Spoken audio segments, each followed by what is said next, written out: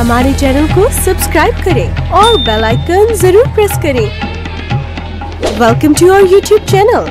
Don't forget to like, subscribe and share the video. News track में फिर से एक बार आप तमाम लोगों का स्वागत है और इस्तकबाल है। ढेर सारी खबरों के साथ फिर एक बार मैं आपकी खिदमत में हाजिर हूँ। उम्मीद करता हूँ कि तमाम खबरें आपको बेनतिहा पसंद आएगी। आज की कवर स्टोरी में हम कुछ ऐसी कोई खास बात तो नहीं कर रहे, लेकिन बात कर रहे हैं रमजान मुबारक की। रमजान मुबारक जो चंद ही दिनों में हमारे यहाँ होगा, यानी बुध का हमारा पहला रोजा होगा, यानी मंगल की हमारी सहरी होगी। मैं तमाम जवान लोगों से, तमाम न्यू जनरेशन से इस बात की इल्तिजा और गुजारिश करता हूँ कि इस महीने का वो ज्यादा से ज्यादा फायदा उठाए, ना कि वो नुक्कड़ और गलियों में रात देर तक गश्त करते रहे।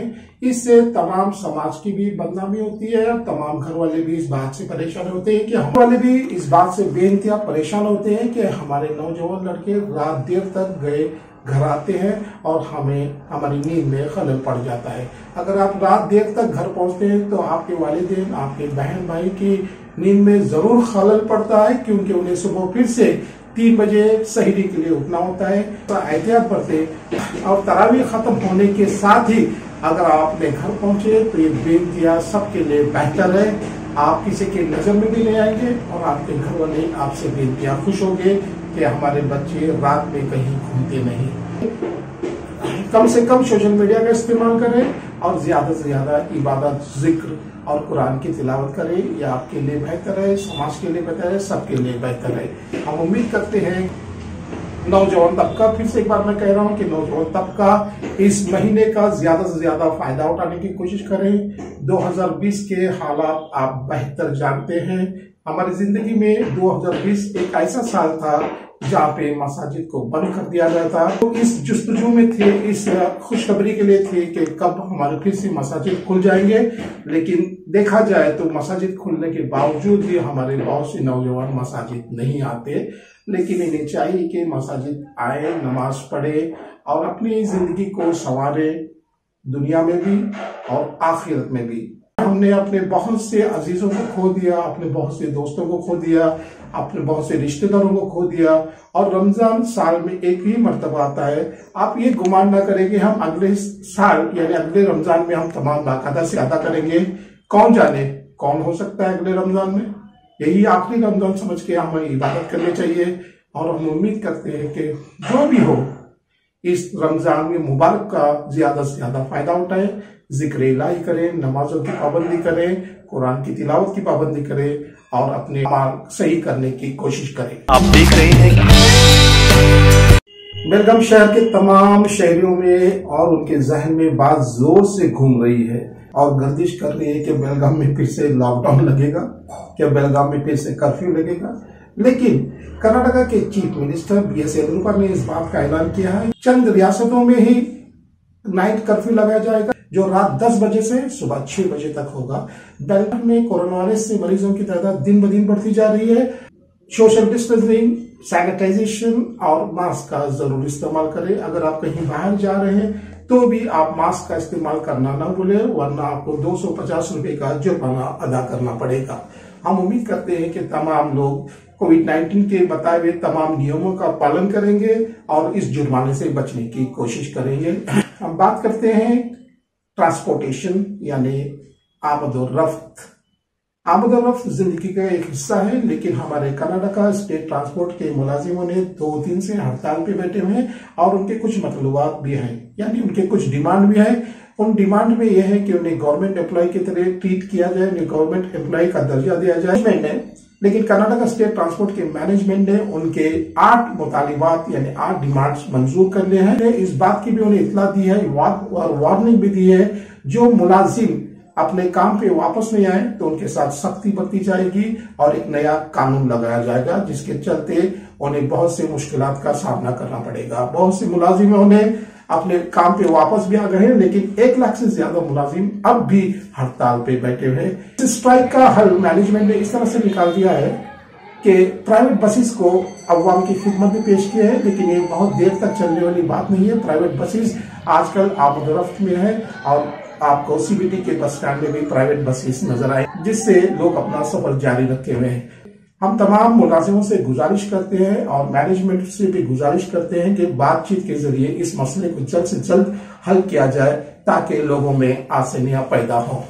बेलगाम शहर के तमाम बिजनेसेस यानी जितने भी कारोबार है अतराफ के मसाफात इन्हें सबब से चलते हैं। कित्तूर, खानापुर, बागेवाड़ी, सांबरा, जो बहुत से करीब देहात है, बहुत से लोग बेलगाम आना चाहते हैं। अगर उन्हें आमदोरफ्त का कोई जरिया ना हो तो बेलगाम के बिजनेसेस पे, कारोबार पे बेइंतहा असर पड़ता है।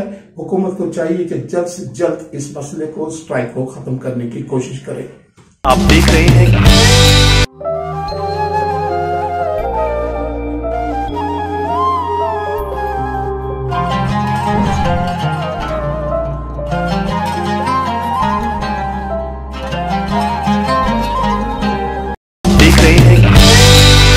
बात करते हैं मुंबई नगरी की। मुंबई नगरी इस वक्त बेहद परेशान है क्योंकि वहां पे कोरोना वायरस से मुतासिर होने वाले मरीजों की तादाद दिन ब दिन बढ़ती जा रही है। महाराष्ट्र के कई शहरों में कर्फ्यू लगा दिया गया है, लेकिन महाराष्ट्र की हुकूमत बेइंतहा परेशान है कि कर्फ्यू लगाया ना जाए। महाराष्ट्र के तमाम ट्रेडर्स यानी कारोबारी अफराद ने इस बात का ऐलान किया है कि वो फिर से लॉकडाउन न लगाया जाए।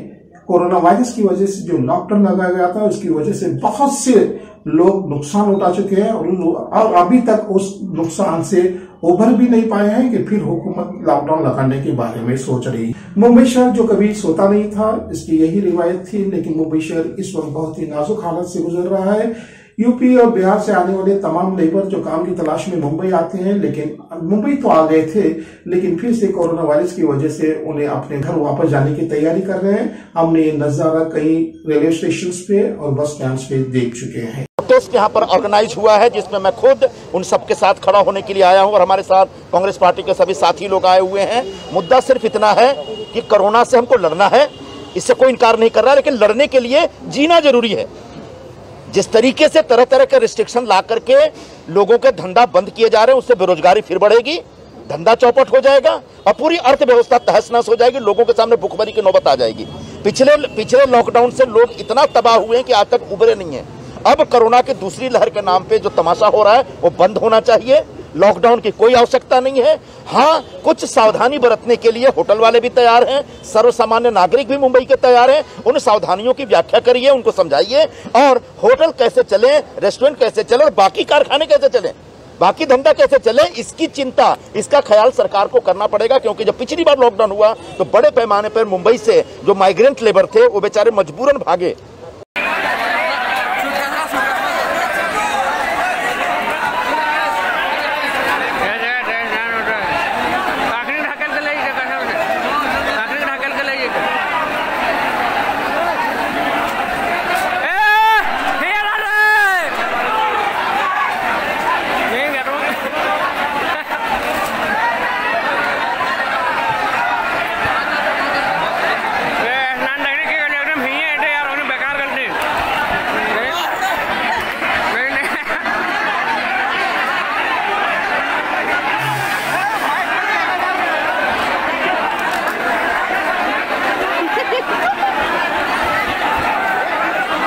आप देख रहे हैं। बात करते हैं वेस्ट बंगाल इलेक्शन की। वेस्ट बंगाल का इलेक्शन सबके लिए बहुत ही अहम सा हो गया है और खासकर बीजेपी के लिए ये बहुत बड़ी एक चुनौती है। बीजेपी के अरकान का कहना यह है कि वो अपनी हुकूमत वेस्ट बंगाल में जरूर बनाएंगे। ममता बनर्जी भी का कहना है कि वो भी अपनी हुकूमत बनाने की बेइंतहा कोशिश कर रहे हैं। मितिन चक्रवर्ती एक बीजेपी ज्वाइन की है और सियासत में अपना कदम रखा है। मितिन चक्रवर्ती चाहते थे कि एक रोड शो किया जाए, लेकिन वेस्ट बंगाल की पुलिस ने रोड शो करने की उन्हें इजाजत नहीं दी। अब देखिए वेस्ट बंगाल का क्या हाल है और जल्दी हमें पता चलेगा कि वहाँ कौन सी पार्टी इख्तियार में आने वाली है। आप देख रहे हैं। करते हैं खेल की दुनिया से। खेल की दुनिया में जिसमें आपको बेइंतहा दिलचस्पी है, आईपीएल शुरू हो चुका है और उसका पहला मैच कल खेला जा चुका है, जिसमें मुंबई इंडियंस ने आखिरी लम्हे तक जीतने की कोशिश की, लेकिन आरसीबी ने अपने आखिरी गेंद में जीत अपने झोली में डाल दी और आरसीबी की ये पहली जीत है इस टूर्नामेंट की। दूसरी खबर यह है कि मोइन अली जो काफी अरसे से न्यूज में है और उनके न्यूज होने का सबसे बड़ा जरिया यह है कि बांग्लादेश की एक मुसन्निफा तस्लीमा नसरीन ने उनके खिलाफ ऐसे बयान जारी किए हैं, ऐसे ट्वीट किए हैं जिसमें कहा है कि अगर मोइन अली क्रिकेटर न होते तो ISI में शामिल होते और आज वो सीरिया में होते।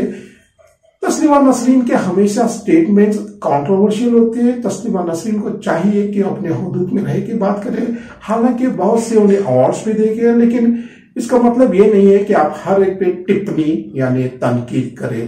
की बात करते हैं, मोइन अली ने CSK चेन्नई सुपर किंग के मैनेजमेंट से रिक्वेस्ट की थी कि CSK के जर्सी पे जो शराब का लोगो है वो निकाला जाए। खबरें ये आ रही हैं कि CSK के मैनेजमेंट ने इस बात से इनकार कर दिया है कि मोइन अली ने ऐसी कोई रिक्वेस्ट हमें नहीं की थी, ऐसी कोई गुजारिश हमसे नहीं की थी कि वो लोगो निकाला जाए।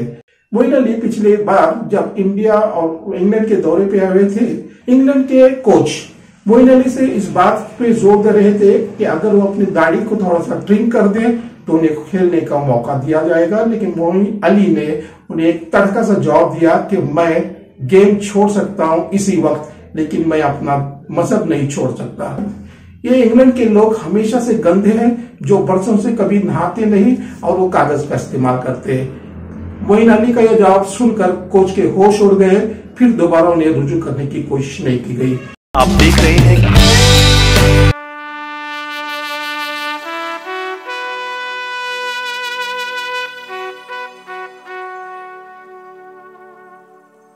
हमारे चैनल को सब्सक्राइब करें और बेल आइकन जरूर प्रेस करें। Welcome to our YouTube channel. Don't forget to like, subscribe and share the video. आप देख रहे हैं